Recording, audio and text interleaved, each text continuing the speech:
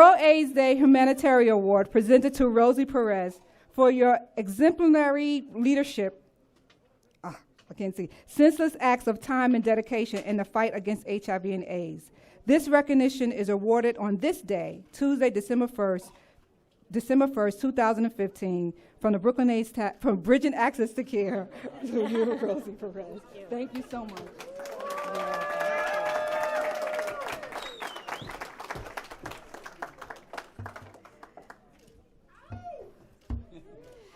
Thank you. Thank you. Wow. A lot has been said, so I don't want to reiterate the point or continue to preach to the choir, because everyone here understands why we are here. I want to tell you why I am here.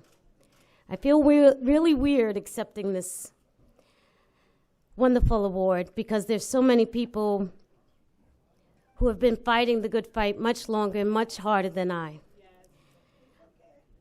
The only reason why I did accept this award is because I remember when Bridging Access to Care was Brooklyn Task. I remember them on the front line. And I remember how no one would pay attention, but they kept going.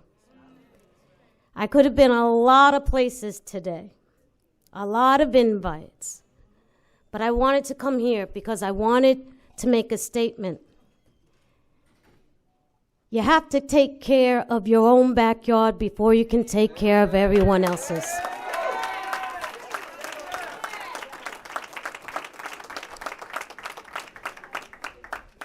You spoke about government. The senator spoke about money. My time working at the White House is very disconcerting when you learn how the money is spread out. And a lot of times, communities and non-for-profits such as Bridging Access to Care, the money that should go to them doesn't. That's why I'm here. Because we have to take care of our communities. We have to take care of it locally. We can go to the big fundraisers, and they are needed. Yes, they are. And all the celebrities come out. That's wonderful. But what happens to Bushwick? What happens to Bed-Stuy? What happens to Crown Heights, East New York, and so on? And Vinegar Hill. It is not Dumbo, it is Vinegar Hill.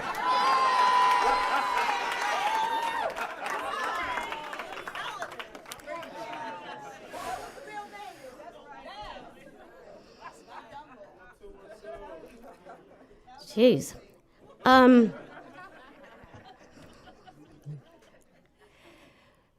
Mr. Said, I too was a ward of New York State. I don't know if any of you know that. I was property of New York State. They want to say ward, but basically we were the property of New York State.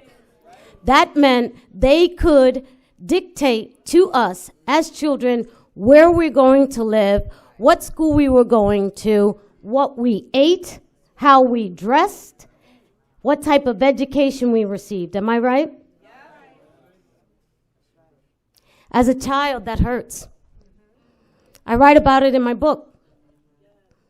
It hurts a lot. The first time I had my own bed was when my aunt finally got me out of the system, and she put a bed against the hallway wall, tiny little twin bed. And I remember walking in, and she said, "Ay, Rosa, I'm so sorry, it's too little, but we have no room." And I sat on the bed, and I know you can relate to this, and everyone else who didn't have a home. I sat on the bed, and I started to cry. And she said, "Rosa, why you cry?"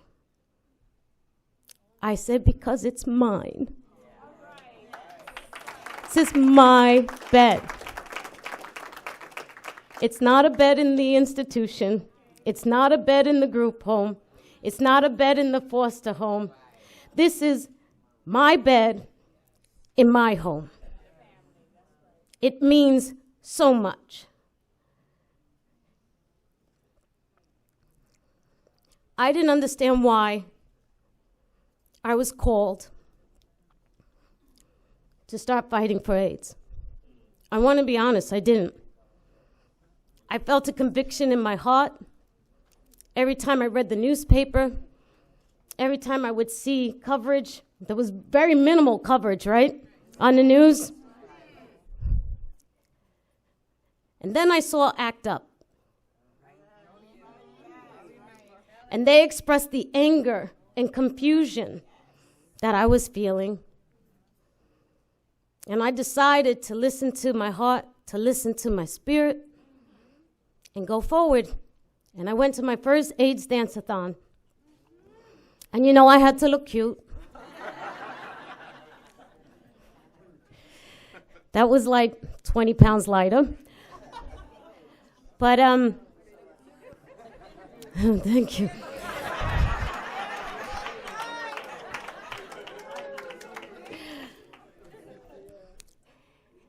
And I remember there was a lot of coverage on it. And I got a call from my ex-boyfriend, who had become my best friend.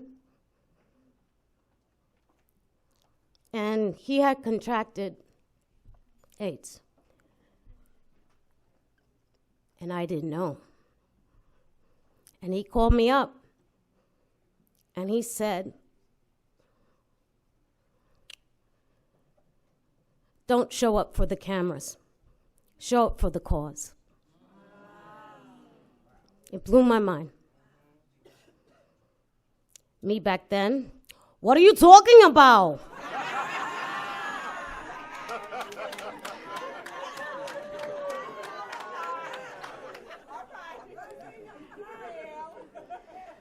And he said, I know you. I know you. I won't say it because you know it, but look inside your heart and ask yourself why you went. Ask yourself why you're there. And ask yourself, are you going to continue to be there until there's a cure? Because if not, don't do us any favors. I said, what do you mean? And he said, I'm positive.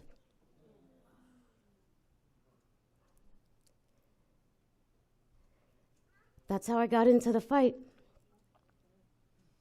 You feel that little twinge in your heart, right? You go to things like this and you get inspired, right?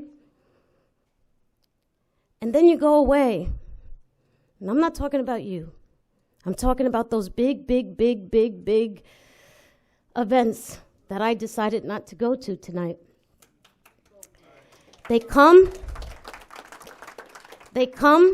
and they go, and they feel good about themselves, and then that's it. We need to be kind to those people. I used to judge them, and I decided not to. Because if my friend Chucky judged me, I may have been too ashamed and too angry and too fearful to continue. I tweeted today that we have to have hope. We have to be kind and care for one another. We have to end the stigma and keep the fight going. There's a lot of reasons to be angry, but there's so many more reasons to be understanding. To understand why people are afraid. You know why they are afraid? Because therefore, for the grace of God, there go I.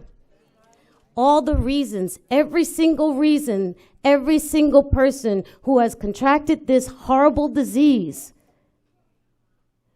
we know deep in our soul, it could have been I.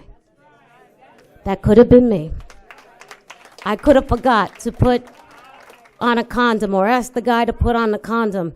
I could have forgot to ask my husband, are you clean? I could have been a drug addict. I was a ward of the state.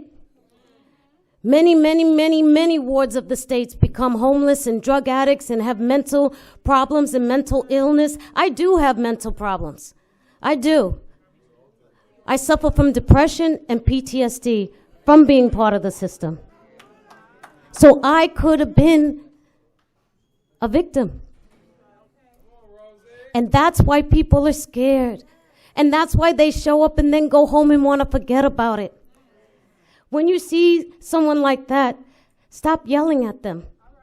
Hold out your hand and say, I understand. I was once scared too. Come with me. Come with me, join the fight, and let's end this horrible disease.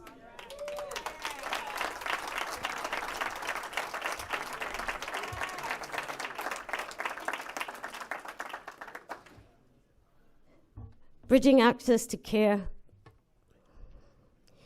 In one breath, I want to say, I hope you're around for a long time. And in another breath, I want to say, I hope there's no reason for you to be around.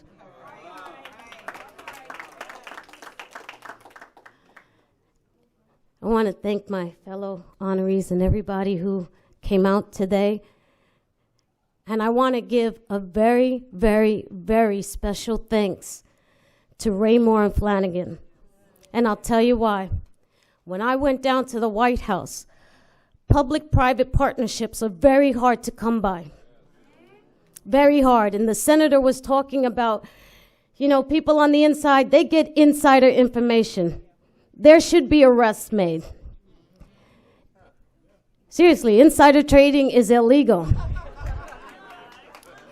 But it happens. It happens in our government. So when a corporation as big as Raymore and Flanagan comes and helps a local organization like Bridging Access to Care, it means the world.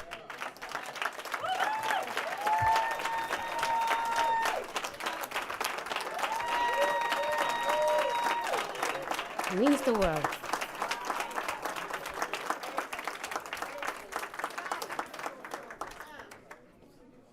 So I humbly accept this award. I thank you. I wore a full-length dress tonight because I want everyone to understand this may be in Brooklyn. This may be a small gathering, but it's important. It's important. It is a red carpet event in my heart.